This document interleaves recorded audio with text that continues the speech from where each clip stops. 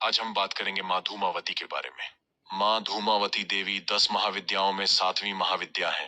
धूमावती बगलामुखी की अंग विद्या है, इसीलिए माँ बगलामुखी से साधना की आज्ञा लेनी चाहिए और प्रार्थना करनी चाहिए कि माँ मेरी साधना पूरी कराए। ज्ञान के अभाव में या कौतूहल से किताब या इंटरनेट से जानकारी लेकर अनुष्ठान करके विपत्ति में फंसते लोग देखे गए हैं। बगलामुखी साधना करने के पश्चात ही धूमावती साधना विशेष करने की योग्यता मिलती है। इसीलिए विशेष परिस्थिति में गुरु से प्रक्रिया जानकार ही शुरू करना चाहिए। गुरु जानते हैं कि शिष्य की योग्यता क्या है। धूमावती साधना सबके बस की नहीं, इनके काम करने का ढंग बिल्कुल अलग है। बाकी महाविद्या श्री देती है और धूमावती श्री विहीनता अपने सूप में लेकर चली जाती है। जीवन से दुर्भाग्य, अज्ञान, दुख, रोग, कलह, शत्रु विदा होते ही साधक ज्ञान, श्री और रहस्यदर्शी हो जाता है और साधना में उच्चतम शिखर पे पहुंच जाता है।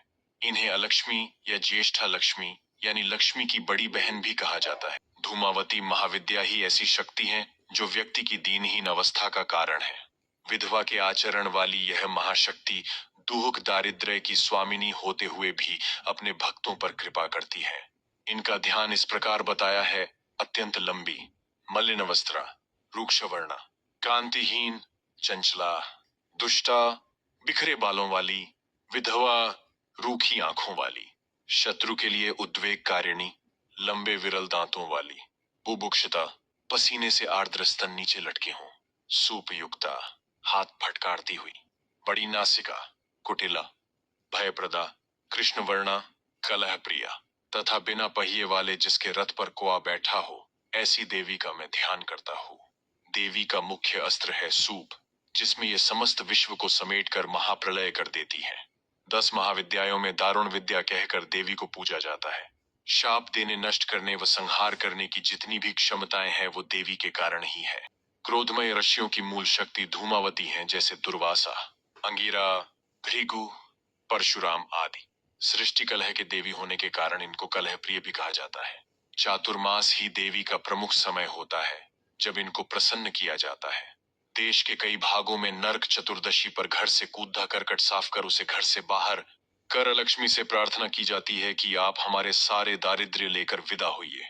ज्योतिष शास्त्र अनुसार माँ धूमावती का संबंध केतु ग्रह तथा इनका नक्षत्र ज्येष्ठा है। इस कारण इन्हें ज्येष्ठा भी कहा जाता है। ज्योतिष शास्त्र अनुसार अगर किसी व्यक्ति की कुंडली में केतु ग्रह श्रेष्ठ जगह पर कार्यरत हो अथवा केतु ग्रह से सहायता मिल रही है तो व्यक्ति के जीवन में दुख, दारिद्र्य और दुर्भाग्य से छुटकारा मिलता है। केतु ग्रह की प्रबलता से व्यक्ति सभी प्रकार के कर्जों से मुक्ति पाता है और उसके जीवन में धन, सुख और ऐश्वर्य की वृद्धि होती है। आओ जानते हैं कि देवी का प्राकट्य कैसे हुआ। देवी के प्राकट्य 2 कहानियां बताई गई हैं। पहली कहानी तो यह है कि जब सती ने पिता के यज्ञ में स्वेच्छा से स्वयं को जलाकर भस्म कर दिया तो उनके जलते हुए शरीर से जो धुआं निकला उससे धूमावती का जन्म हुआ। इसीलिए वे हमेशा उदास रहती हैं। यानी धूमावती धुएं के रूप में सती का भौतिक स्वरूप है। दूसरी कहानी यह है कि एक बार सती शिव के साथ हिमालय में विचरण कर रही थी। तभी उन्हें जोरों की भूख लगी। उन्होंने शिव से कहा, मुझे भूख लगी है, मेरे लिए भोजन का प्रबंध करें। शिव ने कहा, अभी कोई प्रबंध नहीं हो सकता। तब सती ने कहा, ठीक है, मैं तुम्हें ही खा जाती हूँ। और वे शिव को ही निगल गईं। शिव जो इस जगत के सर्जक है, परिपालक है। फिर शिव ने उनसे अनुरोध किया कि मुझे बाहर निकालो, तो उन्होंने उगल कर उन्हें बाहर निकाल दिया। निकालने के बाद शिव ने उन्हें शाप दिया कि अभी अभी से तुम विधवा रूप में रहोगी। तभी से वे विधवा हैं। अभिशप्त और परित्यक्त भूख लगना और पति को निगल जाना सांकेतिक है। यह इंसान की कामनाओं का प्रतीक है जो कभी खत्म नहीं होती और इसीलिए वह हमेशा असंतुष्ट रहता है। माँ धूमावती उन कामनाओं को खा जाने यानी नष्ट करने की ओर इशारा करती है।